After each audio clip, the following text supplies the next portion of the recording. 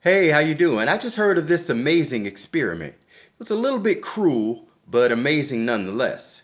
In the 1950s, there was a doctor at Harvard, Kurt Richter.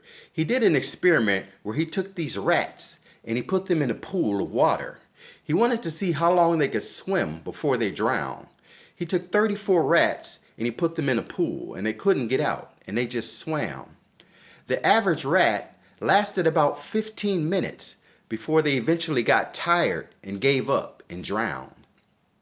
But what he did is he took half of the rats out and he dried them off and he let them rest for a day, gave them some food and put them back in the water. Now the first rats lasted 15 minutes. How long do you think the second set of rats lasted?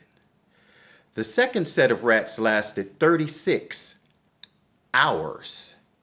Yes, 36 hours versus 15 minutes for the first group. So what was the difference between the second group and the first group? The second group had hope. Second group had hope that someone was going to come and rescue them and dry them off and give them food. They had hope that there was a savior coming to get them out, a savior coming to rescue them.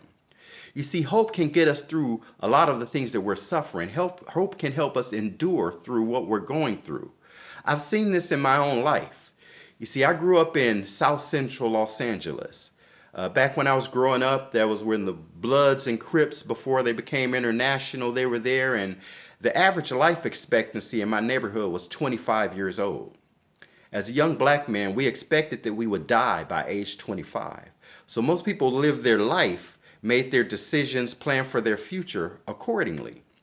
It's like you're not going to be planning for retirement if you're only going to live for 25 years old.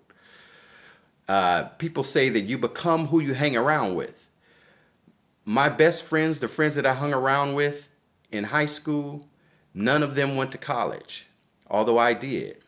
What I found is that the kids who became something, most of them had hope. There was another guy, Trevor Wilson, from my high school. He was one of the top-rated basketball players in the country. He went to UCLA like I did. Other friends in my rap group had aspirations of being professional rappers, and some of them did, and they made it out. You see, if you have something to hope for, then that can help you endure what you're going through. My hope was in a salvation through Jesus Christ.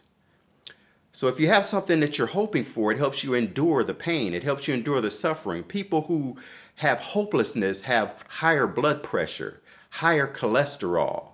People with hopelessness, they have higher thoughts of frustration and helplessness. So my hope for you is that in 2023, you have something to hope for. You have something positive in your future that you're hoping for. I hope that you find your reason to keep swimming.